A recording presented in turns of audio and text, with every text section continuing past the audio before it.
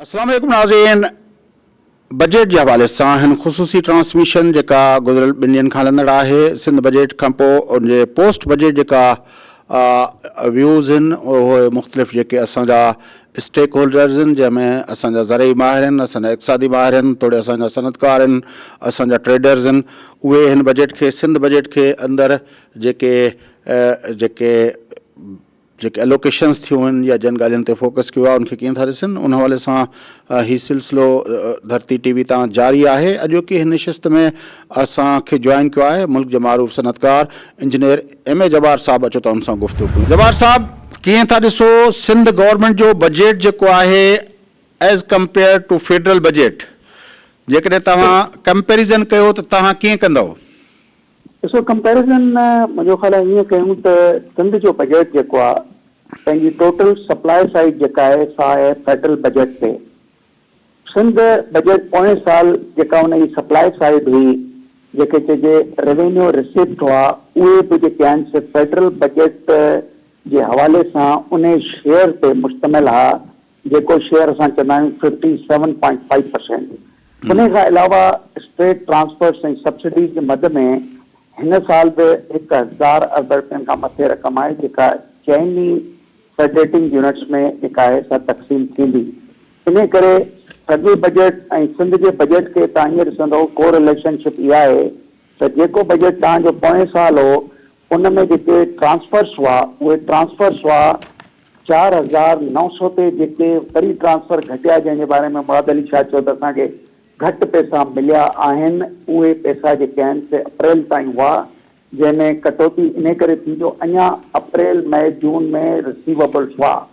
अॼु तव्हां federal budget जो जेकॾहिं सिंध बजट सां पाण खे को रिलेशनशिप ठाहींदो त अॼु सिंध जे वॾे वज़ीर इहो चयो आहे त असांखे अञा जून में 104 अरब रुपया ॿिया मिलंदा ऐं 82 अरब रुपया जेके 2 महीना पहिरें चई ते असांखे अञा घटि मिलिया आहिनि उहे मिलंदा। सिंध जो पोयों बजट जेको आहे त तव्हांखे जेकॾहिं यादि हूंदो 742 खां वठी 776 ते जेको आहे सो हिकिड़ा रेवेन्यू रिसिप्ट ते मुश्तमिल हो ऐं उन रेवेन्यू रिसिप्ट में बि उहो ई हिसो जेको। पर जब्बार साहब, जेको सिंध जे वॾे वज़ीर जेको कल बजट पेश कयो आहे उनमें जेको हुननि टोटल डेवलपमेंट जो आउटले ॿुधायो आहे उहो ॿुधायो अथऊं 329 बिलियन जेको आहे टोटल डेवलपमेंट जो पोर्टफोलियो आहे, जेको 41.3% उनमें चयो अथऊं त ग्रोथ उन्हनि कराई आहे। उनमें जेको प्रोविंशियल जेको ADP आहे उहा आहे 222.5, जेका चए था 43% उनमें 43.5% उनमें पंहिंजो ग्रोथ आई आहे। डिस्ट्रिक्ट ADP जेका आहे उहा 30 अरब जी आहे, जंहिंमें चवनि था त इनमें 100% ग्रोथ आई आहे, माना गुज़िरियल भेरे 15 अरब हुई। ॿियो, पर जॾहिं फेडरल PSDP जी ॻाल्हि अचे थी त कुल ई 5.37, उनमें असांखे माइनस जो यानी नेगेटिव ट्रेंड ॾिसण में आयो आहे 3.53, माना 3.5% घटि जेको आहे सिंध खे शेयर मिलियो आहे as compare to last year. बजाए जो जेको सिंध जी पंहिंजी जेका ॿी ADP जी जेके पोर्टफोलियोज़ आहिनि उनमें 40, 43, 41% ऐं 100% डिस्ट्रिक्ट ADP में। वफ़ाक़ जे बारे में मुराद अली शाह साहब इहा प्रेस कॉन्फ्रेंस बि कई हुई त ख़ुदि जेको आहे असांजो जेको बल्कि तव्हांजे ॻोठ जो ई इहो रोड आहे जेको पंहिंजो पेटारो खां पंहिंजो सेवण ताईं, उन जे लाइ असां 70 अरब ॾेई चुका आहियूं। उहो NHA उन ते कमु नथी करे ऐं वफ़ाक़ खे 70 अरब ॾियणा आहिनि। उहो जेको आहे प्रोजेक्ट असांजो जेको 50% ते थियणो आहे उहो बि एतिरनि सालनि खां वठी उन ते का सीरियस संजीदगी नथी अचे।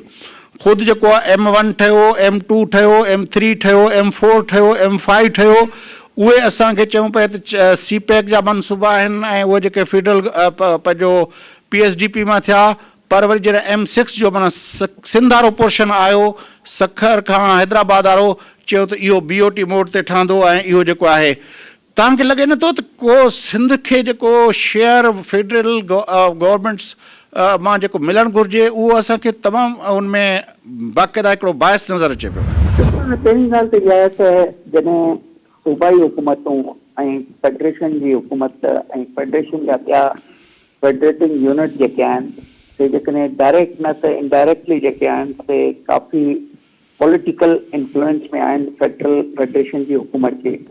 इहे ॻाल्हियूं जेके आहिनि से हर हंधि तक़रीबन हिंदुस्तान जी जेको रविश रहंदी आहे उते जेको आहे सो इहे ॻाल्हियूं इन्फ्लुएंस कंदियूं आहिनि। हाणे पर तव्हांजे सवाल जो जवाबु थोरो असां बायस्ड ओपिनियन खां रेशनलाइज़ ओपिनियन ते आणियूं। कराची ट्रांसफॉर्मेशन ऐं ॿिया कई प्रोजेक्ट जिन जे बारे में सिंध हुकूमत इहो थी चए त इहे छो फेडरेशन पंहिंजे हथ में रखिया आहिनि ऐं इन्हनि जी जेका मनी डिस्पेंसेशन डिस्पर्समेंट छो फेडरेशन रखी आहे, इहे असांखे ॾियो त असां जेको आहे सो इहे पैसा ख़र्च कयूं ऐं असां उन जी जवाबदारी खणूं।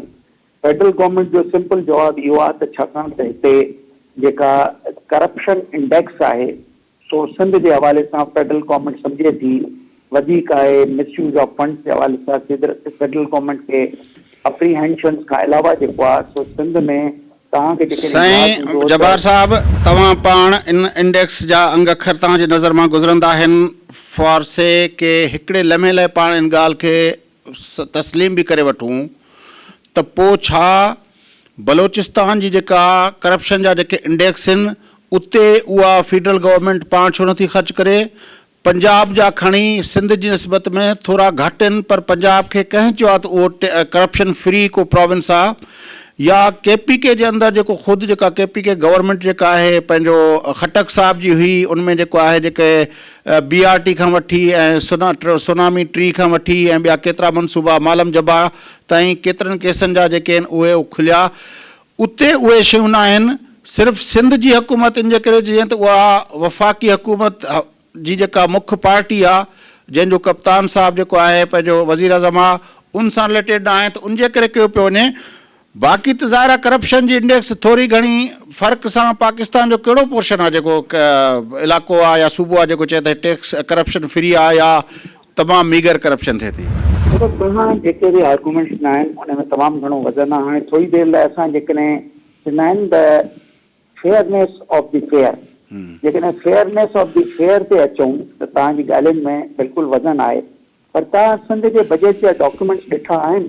जी मुंहिंजे साम्हूं पिया। हा, बैरिया टाउन जे मुंहिंजे साम्हूं पिया। बैरिया टाउन जे मध्य में तव्हां हितां स्टेरिक में ॾिसो 25 + 30 बिलियन तव्हांखे नज़र ईंदा ऐं ॿिया 30 billion likely to be credited. मुंहिंजो ॿुधायो त बैरिया टाउन जा पैसा जेके सुप्रीम कोर्ट जे डिसीजन ते जेके मिलिया आहिनि उन में छिकताण छा हुई? फेडरेशन पियो चए त इहे पैसा कंहिंखे ॾियो, फेडरल गवर्नमेंट खे ॾियो त असां हिन खे सिंध में ख़र्च कयूं as a federal monitoring agency, पैसा सिंध में ई ख़र्च कंदासीं। इन ते अटॉर्नी जनरल ऐं ॿियनि जेको आहे सो मुतालबो इहो कयो त बाबा छाकाणि त इहे सिंध जे हवाले सां जेका आहे सा हिकिड़ी यानी बैरिया टाउन कंसीड कयो त मां इहे ज़मीनूं जेके आहिनि से ग़लति ट्रांसफर कयूं या लोअर रेट्स वारी ज़मीनुनि खे हायर रेट सां ट्रांसफर कयो। मां इन डिटेल में नथो वञा पर बहरहाल हिकिड़ी इरेगुलरिटीज़ जे मद में हुन पंहिंजी इन अकाउंटेबिलिटी खे रेगुलराइज़ करायो सुप्रीम कोर्ट मां 470 अरब रुपयनि ते, जेका ॻाल्हि 1100 खां शुरू थी। त तव्हां जेकॾहिं असांजे बजट में ॾिसंदो त इहे पैसा बि असांजे बजट में आहिनि न। साईं ॻाल्हि इहा न आहे त सुप्रीम कोर्ट ऑफ पाकिस्तान में अटॉर्नी जनरल उहो केस करे थो या एडवोकेट जनरल केस करे थो, मसइलो इहो आहे त ज़ाहिर आहे उहा जेका ज़मीन एलोकेट थी आहे उहा प्रोविंस ऑफ सिंध जी आहे न, उहो जेको राइट आहे त उहो प्रोविंस ऑफ सिंध जो आहे। उनमें त ही खामखा असांजे मुल्क जे अंदरि हिकिड़ो बहस पियो हले, हिकिड़ी जेका आहे हिकिड़ा पैसा अचनि था हिकिड़ी प्रॉपर्टी जे मद में, उहा प्रॉपर्टी जो वफ़ाक़ सां को वास्तो कोन्हे को, त वफ़ाक़ उन्हनि पैसनि खे छो थो ॾिसणु चाहे उनजे बारे में? तव्हांखे ॾिसो फयाज़ हिते थोरो मुंहिंजो ख़्याल आहे रेशनलाइज़ था थियनि, पाण इमोशनल नथा ॾियूं। मां बि ओतिरो ई सुठो सिंधी हुअण जो दावो करे सघां थो जेतिरा तव्हां आहियो। बिल्कुलु तव्हां आहियो, नो डाउट तव्हां आहियो साईं। मूंखे हिन मदरलैंड लाइ ओतिरा ई एहसासात आहिनि जेतिरा तव्हांखे आहिनि। हाणे जेकॾहिं असां सरफेस ते ॻाल्हि अचूं त थोरी देरि लाइ जेकॾहिं नैब जी इहा मां मदरलैंड जी ॻाल्हि ई नथो कयां पंहिंजो जब्बार साहब, मां चवां थो त पाकिस्तान हिकिड़ो आइनी वफ़ाक़ आहे, उन वफ़ाक़ जे अंदरि फीडरेटिंग यूनिट्स जे जेको आहे उन जा राइट्स आहिनि, उन्हनि राइट्स जे बुनियाद ते असां ॻाल्हायूं था। ज़ाहिर आहे पूरे पाकिस्तान जा असां वारिस आहियूं, पर उन ई पूरे पाकिस्तान जी वारसी लाइ हिकिड़ो जेको आहे हिकिड़ो डॉक्यूमेंट आहे जेके असां कॉन्स्टिट्यूशन ऑफ पाकिस्तान चऊं था, जेको मुल्क जे समूरनि माण्हुनि जे राइट्स जो कस्टोडियन आहे, गारंटियर आहे, उन्ही जे अंदरि सूबनि खां वठी इदारनि खां वठी इंडिविजुअल राइट्स ताईं जी हिकिड़ी गारंटी ॾिनल आहे। ॾिसो फयाज़, थोरो हाणे मुंहिंजो ख़्याल आहे थोरो अञा मां सवलो थियण जी कोशिशि कंदुसि थोरी देरि लाइ। बरिया टाउन जे हवाले सां 1100 अर्बन खां वधीक ॻाल्हि शुरू थी, 407। मूंखे इहो ॿुधायो त जेकॾहिं फेडरल गवर्नमेंट ऐं नेब इन किसे में न हुजनि हा, तव्हांखे इहे 470 अरब रुपया त कोन मिलंदा न। मूंखे इहो ॿुधायो, जेकॾहिं हाणे 2 किरदार आहिनि, या तव्हांखे इहे पैसा न मिलनि हा ऐं तव्हांजे बजट जो हिकिड़ो हिसो न ठहनि हा, या तव्हांखे मिलनि हा ऐं तव्हांजे बजट जो हिसो ठहिया आहिनि। मां वरी चवां थो पंहिंजो जब्बार साहब, इहा वफ़ाक़ी इदारनि जेकॾहिं उनमें कयो आहे त इहा हुननि जी ज़िम्मेवारी हुई, इहा का PTI हुकूमत जे करे न, इहा आइनी इदारे तौरु जेको अटॉर्नी जनरल आहे उहो हिकिड़ो आइनी जेको आहे उहिदो आहे, उन्ही जी ज़िम्मेदारी आहे त उन तरह जा कमु करे। उहो सिर्फ़ु सिंध ऐं पंजाब वफ़ाक़ी हुकूमत जो मामिलो न आहे, मसइलो जी जी आइन जी ॻाल्हि कयूं था त इहा आइनी ज़िम्मेवारी आहे अटॉर्नी जनरल जी। फयाज़, तव्हां जेके ॻाल्हियूं कयो था उन सां मूंखे को बि डिसएग्रीमेंट कोन्हे, पर हाणे तव्हां थोरा सा हिकिड़ी ॿी ॻाल्हि ते पाण कयूं था त सिंध जेका आहे सा चए वेठी त NFC उन माण्हू कई जेको हिन वक़्तु बि फाइनेंस मिनिस्टर आहे, उन ज़माने में पीपल्स पार्टी जो फाइनेंस मिनिस्टर हो। हाणे थोरी देरि लाइ असां इहा ॻाल्हि कयूं त सिंध खे स्मार्ट थियणु खपे। हा, उन वक़्तु बि हाणे बि मौक़ो न वियो आहे, छाकाणि त कलेक्शन ऑफ टैक्सिस जे मद में जेकॾहिं सिंध जेको आहे सो ॿियनि फेडरेटिंग यूनिट्स जे मुक़ाबले में तव्हां जब्बार साहब जेकॾहिं सम्झो था त को NFC को शौकत तरीन जो जेको कमाल हुयो, इहा न हुई, इहा पॉलिटिकल गवर्नमेंट जी विल हुई जंहिं कंसेसस ठाहियो। उन वक़्तु न सिर्फ़ु NFC ते कंसेसस थियो, तव्हांखे यादि हूंदो त 18वीं तरमीम जहिड़ो अहिड़ो पूरो आइन जो रिव्यू थियो, पूरो सॼो कॉन्स्टिट्यूशन रिव्यू थियो, उनजे अंदरि एतिरियूं वॾियूं तरमीमूं थियूं। शिक बा शिक जेका आइन खे पढ़ी करे वियो, उहो पॉलिटिकल गवर्नमेंट जो पंहिंजी विल हुई, उन जो इनिशिएटिव हो, जंहिंजे बुनियाद ते NFC बि थियो, जंहिंजे बुनियाद ते 18वीं तरमीम बि थी। शौकत तरीन साहब, न ॾिसो, मां हिते पंहिंजो पाण खे वरी एक्सप्लेन कयां त जेको तव्हां ॻाल्हि था कयो, मां उन ॻाल्हि सां ई अॻिते हलण वारो हुउसि त इहा पॉलिटिकल बिल्कुलु जेका बिल हुई। पर हाणे असां जॾहिं हिकिड़ो टैक्स कलेक्शन में हिकिड़ी प्राइड था महसूसु कयूं त असां जेको आहे सो निस्बत ॿियनि फेडरेटिंग यूनिट्स जे टैक्स वधीक पैसा कंट्रीब्यूट कयूं त असांखे इहो प्रीमियम मिलणु खपे। हा, मुंहिंजे पंहिंजे ख़्याल में 5 खां 7% असां इहो प्रीमियम बि वठूं हा, जॾहिं त इनवर्स पॉपुलेशन डेंसिटी ते जेको आहे सो बलूचिस्तान अकोमोडेट थिए वेठो। आसमानगी जे हवाले सां पाटा फाटा में बि हाणे हिकिड़ो शेयर जेको आहे सो प्रोविंसिस खां वठण जी कोशिशि कई पई थी वञे, या जेकॾहिं न बि कई वञे त उहा बि हिकिड़ी हिसेदारी थींदी। सुभाणे जेको आहे सो सराइकी सूबो ठहंदो, उन्हनि जी बि हिसेदारी थींदी। त हिते असांखे इहो प्रीमियम जेको आहे सो वठणु खपे। हा, असां एॾा स्मार्ट तव्हांखे जब्बार साहब तव्हांखे यादि हूंदो ऐं तव्हां इन ॻाल्हि जा ज़ाहिर आहे मईशत सां लाॻापियल आहियो ऐं उनखे जे बारे में ॻाल्हाईंदा रहो था, पंहिंजो उनखे पढ़ंदा रहो था।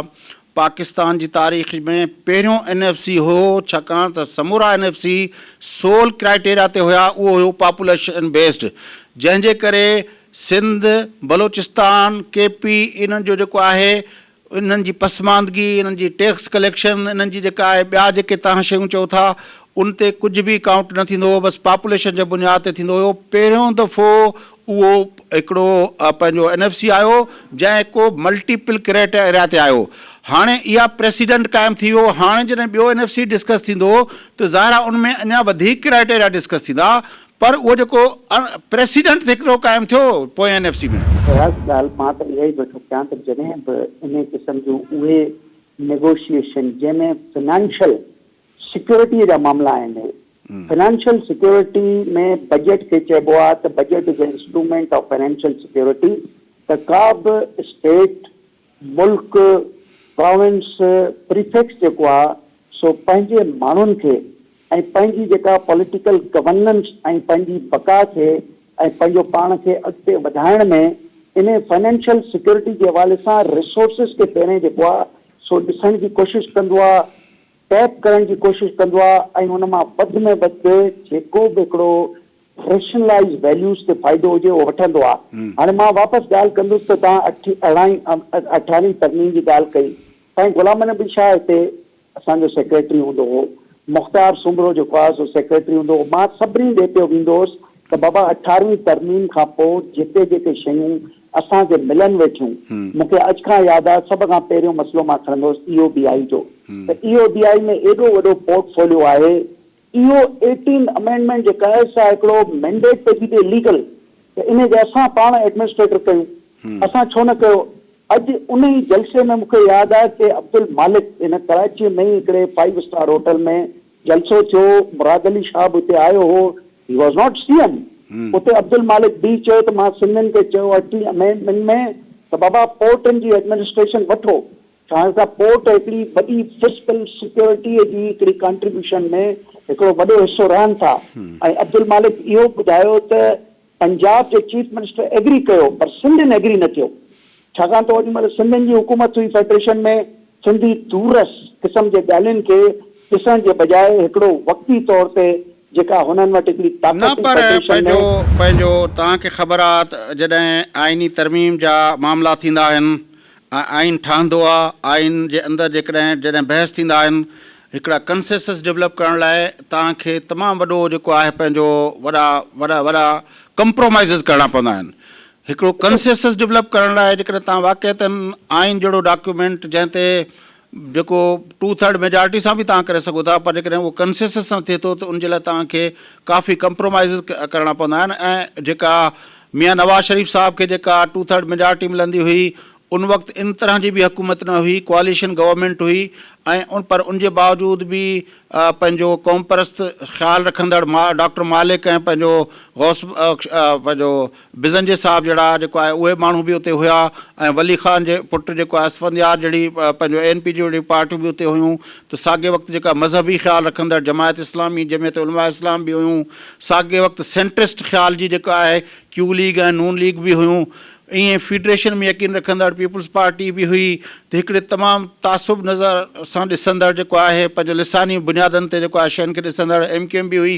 इहे समूरनि पार्टियुनि जे विच में कंसेंसस ठाहिण लाइ त पंहिंजो तव्हां जवाहर साहब कंप्रोमाइज़िस त हर कंहिं कया न। थोरो असां जेको आहे सो जेकॾहिं वापसि अचूं त आख़िर में हिन मुल्क मुंहिंजे ख़्याल में पाण हलिया विया आहियूं हिकिड़ी ॿी डिबेट में, बजट ते ॻाल्हायोसीं पए, तवानाई जे सिलसिले में, ज़राअत जे सिलसिले में, या सिहत जितां खां मुराद अली शाह जी तकरीर शुरू थी हुई, कोविड रिस्पॉन्स पहिरियों जीअं पंहिंजो ताफ़तान मां माण्हू आया ऐं सिंध वञी सखर में उहो ठाहियो जेको आहे क्वारंटाइन सेंटर, उनखां पोइ ॿियनि सूबनि कयो, तनक़ीदूं थियूं मुराद अली शाह ते ऐं पंहिंजो सिंध गवर्नमेंट ते।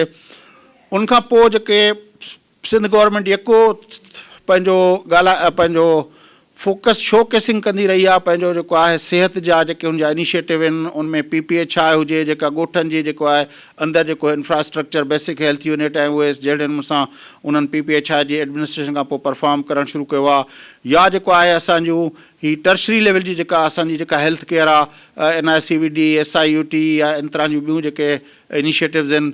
ऐं ख़ुदि जेको टियों जेको पंहिंजो इनिशिएटिव जेको थियो आहे, जीअं इंडस हॉस्पिटल्स जहिड़ा इदारा जेके फलाही बुनियादनि ते ग़रीब माण्हुनि खे जेको कनि था पिया, उन्हनि में जेको पंहिंजो पैसो विझणु शुरू कयो आहे सिंध गवर्नमेंट। सिहत जे हवाले सां ॿ डिफरेंट जेके आहिनि पर्सपेक्टिव हिन वक़्तु ऑपरेटिव आहिनि। हिकिड़ो आहे प्राइम मिनिस्टर इमरान ख़ान चए थो पियो हेल्थ कार्ड, उनखां पोइ प्राइवेट सेक्टर अची इन्वेस्टमेंट कंदो, पोइ हे कंदो, पोइ हो कंदो, उहो हिकिड़ी ॻाल्हि आहे। उनजी निस्बत सिंध गवर्नमेंट सम्झे थी त इहा सोशल रिस्पॉन्सिबिलिटी आहे, इहा कॉन्स्टिट्यूशन रिस्पॉन्सिबिलिटी आहे, त इहा जेका सोशल सिक्योरिटी जी मद में माण्हुनि खे बेस्ट हेल्थ केयर जेको आहे उहो गवर्नमेंट प्रोवाइड करे। इहे ॿ डिफरेंट व्यू पॉइंट्स आहिनि जेके ऑपरेटिव आहिनि।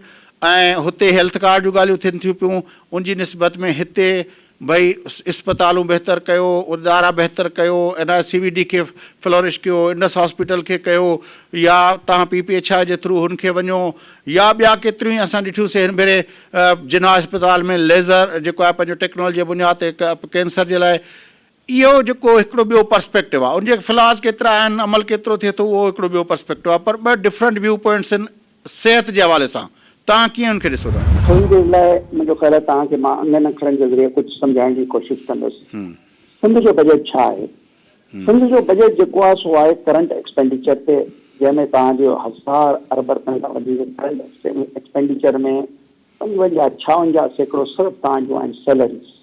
हाणे मूंखे इहो ॿुधायो, उन खां पोइ जेके चइजे त थोरा घणा जेके आहिनि से प्रोग्रामनि में तो तव्हां ॾिसो था 13 अरब 8 अरब 6 अरब रुपया।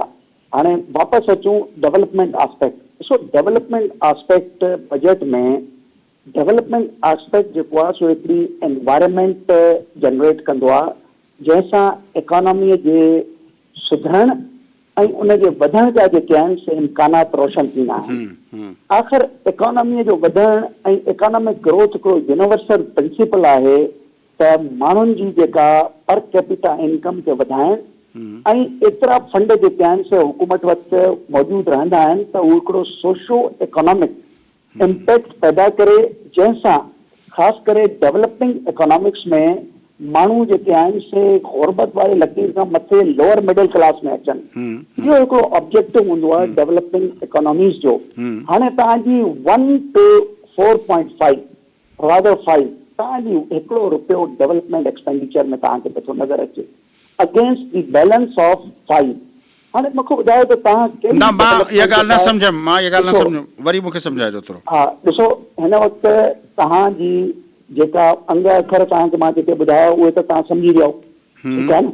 अच्छा, करंट जेका एक्सपेंडिचर आहे उन में तव्हांजी 50% खां वधीक 60 तरफ़ वेंदड़ हिकिड़ो अंग अखर आहे जेको सैलरीज़ जो आहे।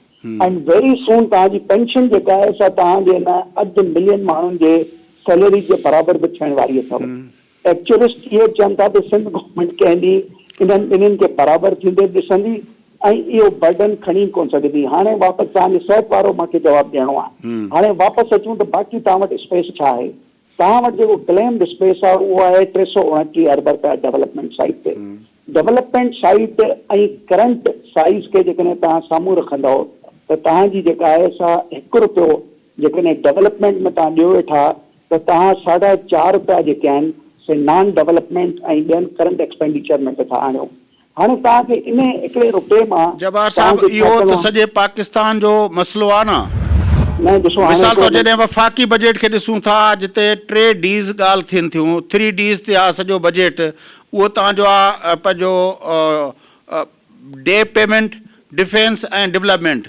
उनमें तव्हां जेकॾहिं पहिरियों 2 D ॾिसो था जेको डे पेमेंट ऐं डिफेंस आहे, उनखां उनजी भेट में तव्हांजो हू जेको हिसो आहे उहो किथे थो वञी पहुचे। मसइलो इहो आहे त इहो जेका ॻाल्हि आहे इहा त सॼे पाकिस्तान जे अंदरि जेको आहे हिकिड़ो वॾो मसइलो आहे, जंहिंजे करे असांजे डेवलपमेंट सेक्टर ते उहो जेको आहे डेवलपमेंट पोर्टफोलियो लाइ तमामु घटि पैसा था बचनि। ॾिसो, हाणे सवाल इहो पैदा थिए त वापसि अचूं फेडरेशन जे जोड़ जुक ऐं प्रोविंसिस जी को रिलेशनशिप ऐं हुननि जे बजट्स जी को रिलेशनशिप। थोरी देरि लाइ 18th अमेंडमेंट, थोरी देरि लाइ जेको आहे सो प्रोविंशियल सदर, थोरी देरि लाइ health, education and agriculture and all that, इहे छाजा आहिनि हिसा पंहिंजा प्रोविंशियल डोमेन में आहिनि। मूंखे इहो ॿुधायो त प्रोविंशियल डोमेन में जेकॾहिं टैक्स स्ट्रक्चर खे तव्हां ॾिसंदव त तव्हांजो 125 अरब जेके आहिनि से उहे 125+ अरब रुपया तव्हांजे टैक्स ऑन सर्विसिस पे थो अचे। तव्हां वटि रेस्ट ऑफ द टैक्सिस जेके आहिनि से तक़रीबन उहे बि इन ई लेवल ते अचनि था, ऑल दी टैक्सिस। तव्हां जेको आहे सो एग्रीकल्चर में जेको आहे प्रोडक्टिविटी बि लो, तव्हांजो एग्रीकल्चर जेको आहे सो हिकिड़े इरीगेशन जे नाक़िस निज़ाम जेके चइजे त प्रूडेंट यूटिलाइज़ेशन ऑफ वाटर, उन जे करे जेको आहे सो तव्हांजो घटि पाणी ऐं तव्हांजी कल्टिवेशन डिमांड वधीक, तव्हांजी रिसर्च ऑलमोस्ट ज़ीरो, तव्हांजी सीड कस्टमाइज़ेशन कोन्हे, तव्हांजी जेका यील्ड आहे पर एकड़ जेका आहे सा उन में तव्हां पंजाब खां बि हेठि बीठा आहियो ऐं पाकिस्तान जो पंजाब ईस्ट पंजाब खां बि घणो हेठि बीठो आहे। त इहे सॼे जेके फैक्टर्स आहिनि, इन्हनि फैक्टर्स जी करेक्शन थींदी आहे हिकिड़ी money supply in the budget. हाणे सिंध गवर्नमेंट जी जेकॾहिं असां इहो चऊं त सिंध गवर्नमेंट कॾहिं कॾहिं तव्हां ॿुधो हूंदो त वॾो अजीज़ चवंदो आहे त गुड्स जी टैक्सिस असांखे ॾियो। यार फयाज़, पाकिस्तान में हिन वक़्त जी सूरत हाल छा आहे? जॾहिं 4.5-3 अरब रुपया फेडरेशन प्रोविंसिस खे ॾेई थी छॾे त फेडरेशन वटि एतिरा पैसा कोन था बचनि जो फेडरेशन उन्हनि सां डेट सर्विसिंग करे सघे। डेट सर्विसिंग में 3,900 अरब रुपया बचनि था हिननि वटि 4,500। मूंखे ॿुधायो त फेडरेशन त टोटली हिकिड़ी बैंकरप्ट क़िस्म जी फेडरेशन बीठी अथव हिन वक़्तु। इहा फेडरेशन जेका 4,000 अरब रुपयनि जे डेफिसिट सां पंहिंजी कमु करे, जॾहिं फेडरेशन कर्ज़ा वठे थी त छा फेडरेटिंग यूनिट्स खे एतमाद में वठे थी, उन्हनि जी हुकूमतुनि सां ॻाल्हाए थी, उन्हनि खे एतमाद में वठे थी, ऐं उनजी जॾहिं यूटिलाइज़ेशन उन्हनि कर्ज़नि जी करे थी, उन जे बारे में फेडरेशन जेका चओ था पिया उहा फेडरेटिंग यूनिट्स खे कर्ज़ा वठण खां पहिरें ऐं वठण खां पोइ उन्हनि जी यूटिलाइज़ेशन जे बारे में एतमाद में वठे थी? Very good question. न फेडरेशन थी करे न प्रोविंसेस था कनि। मां तव्हांखे ॿुधायां बजट साज़ीअ में नवाज़ शरीफ़ साहब जे दौर में मां तव्हांखे ॿुधायां थो त जिते वेंदा हुया प्राइम मिनिस्टर, उते उनजो नंढो भाउ हिकिड़े सूबे जो चीफ मिनिस्टर उहो उन सां गॾु वेंदो हुयो, पोइ उहो तुर्की सां पिया मुआदा कयईं, कॾहिं कंहिंसां पिया कयईं। फेडरेशन तौरु हुननि न पिया हलायो, उन्हनि पंहिंजे घर जे भातियुनि खे वठी पंहिंजो पे घुमिया ऐं उनजे बुनियाद ते पंजाब लाइ कयूं पिए।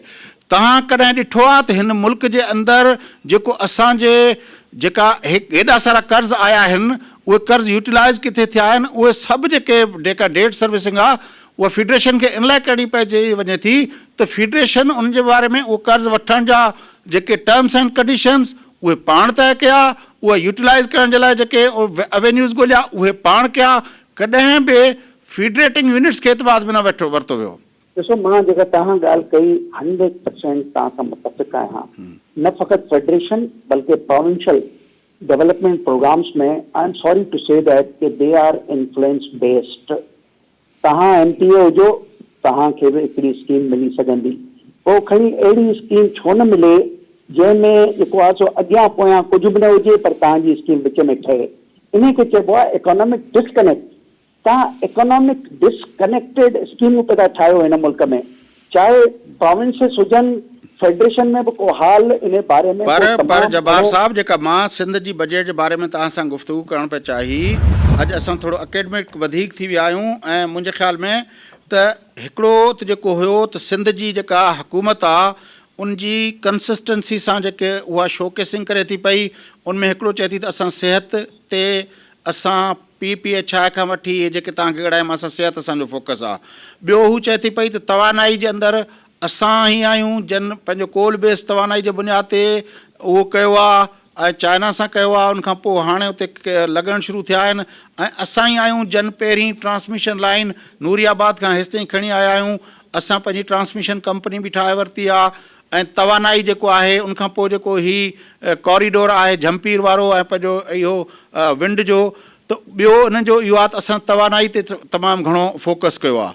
टियों जेको आहे उन्हनि जो इहो आहे त असां सोशल सिक्योरिटी जे तौर ते माण्हुनि खे जेको आहे सरसो जे बुनियाद ते, NRSP जे बुनियाद ते, TRDP जे बुनियाद ते सभिनी ज़िलनि में वञी पंहिंजी जेका असां कई आहे पंहिंजो मैपिंग कई आहे, गुरबत जी मैपिंग कई आहे, स्कोर कार्ड ठाहिया आहिनि ऐं उनजे बुनियाद ते असां ग्रामीण बैंक जे मॉडल ते नंढड़ा नंढड़ा कर्ज़ ॾियणु शुरू कया आहिनि ऐं जंहिंजे करे हू चवनि था त भई इदारनि खे कोट कनि था त फलाणनि इदारनि जेको आहे हाणे चवनि था त यूरोपीय यूनियन जेका आहे उन असांजे उन इनिशिएटिव में असां सां गॾु पार्टनर थी आहे, छाकाणि त असांखे उन्हनि पाण स्टडी कयो आहे त उहा गुरबत जी पॉवर्टी एलिवेशन जे हवाले सां उहो असांजो इनिशिएटिव आहे। ईअं ई हो चवनि था पिया त भई असां ज़राअत ते जॾहिं फेडरल गवर्नमेंट हुई उन वक़्तु सब्सिडी असां ॾिनी हुई, हाणे बि ज़राअत जेका आहे उहा असांजी प्रायोरिटी आहे, असां उनजे लाइ पंहिंजो कंदा था रहूं। जेका तव्हां सवेर इरीगेशन जी ॻाल्हि कई, सिंध हुकूमत जे मथां त इहा तनक़ीद थींदी रहे थी सदाईं जेका आहे इरीगेशन ते वधीक जेको पैसा ख़र्च करे थी, कैनाल्स जी लाइनिंग खां वठी वाटर कोर्स जे पके करण खां वठी ॿिया केतिरा इनिशिएटिव जेके आहिनि उनजे मथां तनक़ीद थींदी रहे थी त इहा करप्शन जे करे कनि था। पर अदरवाइज़ जेकॾहिं तव्हांजी जेका शिकायत हुई त इरीगेशन ते इन्वेस्टमेंट न आहे, सिंध गवर्नमेंट त वधि में वधि उन ते इन्वेस्टमेंट कयो आहे। त इन्हनि सभुरनि इनिशिएटिव जे अंदरि तव्हांखे छा नज़र अचे थो? तव्हां थोरी देरि लाइ सिंध हुकूमत जे हवाले सां हाणे ॻाल्हायूं था, मूंखे इहो ॿुधायो फयाज़, कहिड़ा तव्हां वटि अहिड़ा मुस्तनद डेटाज़ आहिनि जंहिंमें तव्हांखे सिंध जी GDP ऐं हिन साल जी ग्रोथ नज़र अचे? ख़बर आहे डिस्ट्रिक्ट्स ऐं प्रोफेक्सिस जूं पंहिंजूं GDPs हूंदियूं आहिनि, उन्हनि जी ग्रोथ हूंदी आहे, उनजे बेस ते एवोल्यूशन थींदी आहे त Dadu district is performing better than लालथाना or not, whether Sindh is performing better than other federating units or not. Pakistan जे अंदरि कहिड़े सूबे में इहो आहे साईं? हाणे त पाण त कंपेयर कंदासीं पाकिस्तान जे अंदरि वेही न। ॾिसो, तव्हां हिन वक़्तु जेके बि इनिशिएटिव जूं ॻाल्हियूं कयूं आहिनि उन्हनि जी एम्पेरिकल जेका एनालिसिस आहे from the primary research number, तो ऑनवर्ड मेथोडोलॉजी असांजे साम्हूं कोन्हे। इन इनिशिएटिव जी हिकिड़ो चइजे त इन वर्ड्स फॉर्म या पीडीएफ बि ठाहे छॾियो। इन जी बिल्कुलु मुंहिंजे पंहिंजे ख्याल में कि इहे प्लेस डॉक्यूमेंट्स में नज़र अचे थी, पर कंहिं शइ जी जेका परफॉर्मेंस आहे न उहा हमेशह कंपेयरिंग इंडिकेटर सां जेका आहे सा नज़र ईंदी आहे। पाकिस्तान खे दुनिया कंपेयर कंदी आहे त पाकिस्तान किथे बीठो आहे। पाकिस्तान जेको आहे सो पंहिंजो पाण खे कंपेयर कंदो आहे त मां पोएं साल छा कयो। तव्हांखे ख़बर आहे हिन वक़्तु जेको आहे असांजे चीफ जस्टिस ऑफ पाकिस्तान हिकिड़ा रिमार्क्स ॾिना आहिनि, ख़ासि तरह इहो बहरिया टाउन वारो जेको वाक़ियो थियो, चीफ जस्टिस साहिबु रिमार्क्स ॾिना आहिनि त सिंध में हुकूमत न पई हले ऐं उन ते जेको आहे पंहिंजो सोशल मीडिया ते हिकिड़ा पंहिंजो हलनि था, जेकॾहिं सिंध में हुकूमत न पई हले ऐं सिंध तरक़ी न पई करे ॿिया सभु सूबा कनि पिया त आख़िर सभई माण्हू सिंध में छो था अचनि। जेकॾहिं पंजाब एॾी तरक़ी करे थो ऐं उते इकनॉमिक एक्टिविटी आहे त माण्हुनि जो रुख ओॾांहुं छो न आहे। माण्हू त ओॾांहुं रुख कंदा जिते इकनॉमिक एक्टिविटी हूंदी। अञा ताईं सिंध जे मथां जेको आहे उत्तरनि इलाइक़नि खां वठी सराइकी बेल्ट खां वठी बलूचिस्तान खां वठी अॼु बि सिंध जेको आहे उन्हनि शहरनि जे लाइ मतलबात हिकिड़ी इकनॉमिक एक्टिविटी जे करे उन्हनि जो महवार मर्कज़ त आहे। ॾिसो साहिब, हाणे जेसिताईं इन्फ्लक्स जो तालुक आहे त जेका बि माइग्रेशन सिंध तरफ़ थी आहे उहा मेनली जेका आहे सा उनजो फोकस जेको आहे सो सभ खां वॾे में वॾो अर्बन सेंटर जंहिंमें तव्हां ॻाल्हाए वेठा, मां कुझु सवालनि जा तव्हांखे जवाब पे थो ॾियां, उते थी आहे। उते जूं अपॉर्चुनिटीज़ ऐं उते जी जेका हिकिड़ी environment available with the two ports ऐं उते जेको इंटरनेशनली हिनखे थोरी देरि लाइ हिकिड़ो लॉजिस्टिक कॉस्ट इफेक्टिव सिटी तौर ते शनाख़्त थी हुई। इन करे हिते इंडस्ट्रियलाइजेशन शुरूअ में उनजी रफ़्तार तमामु घणी हुई।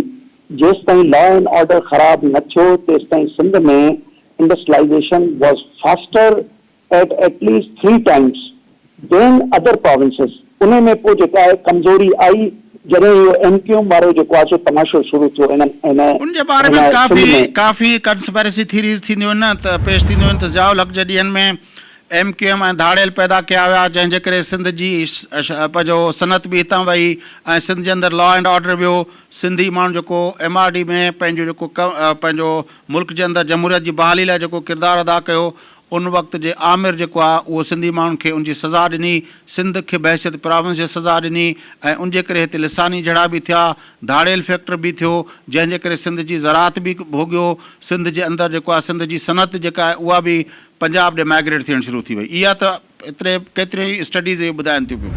ॾिसो हाणे जेकॾहिं असां सिंध जे बजट जे बारे में ॻाल्हि कयूं जी सर, त सिंध जे बजट में जेको आहे सो जेके बि स्पेस आहे उहो स्पेस तव्हांखे वधाइणो आहे, डेवलपमेंट एंड स्पेस वधाइणो आहे उन्हनि अर्बन सेंटर्स जो जिते आबादी 10 लख उन खां मथे आहे। मूंखे यादि आहे 20 साल पहिरें जॾहिं थाईलैंड में असां वन विलेज वन प्रोडक्ट जे हवाले सां हिकिड़ो मुतालाती दौरो कयो हो त इहे ॻाल्हियूं जेके आहिनि से अची वापसीअ ते हिते असां कयूं। जब्बार साहब, प्रोग्राम जो टाइम पूरो थिए थो, माज़रत सां मां उमेदु कंदुमि त सुभाणे परीं वरी तव्हां पाण जेको आहे इन मामले ते बजट डॉक्यूमेंट्स खे साम्हूं रखी का रूबरू का इन ते हिकिड़ी निशिस्त तणूं। तव्हांजी वॾी महिरबानी, तव्हां असांखे जॉइन कयो। नाज़रीन, गुफ़्तगू तव्हां ॿुधी बजट जे हवाले सां मुल्क जे मारूफ़ सनतकार जनाब इंजीनियर MA जब्बार साहब सां असां तफ़सीली गुफ़्तगू कई सिंध बजट जे हवाले सां ऐं मजमूई तौर ते मुल्क जे अंदरि जेका इकनॉमिक एक्टिविटी जी जेका सूरत हाल आहे उन ते गुफ़्तगू थी। प्रोग्राम जो वक़्तु पूरो थिए थो। पंहिंजे मेज़बान फयाज़ नाइश की इजाज़त सदाईं गॾु।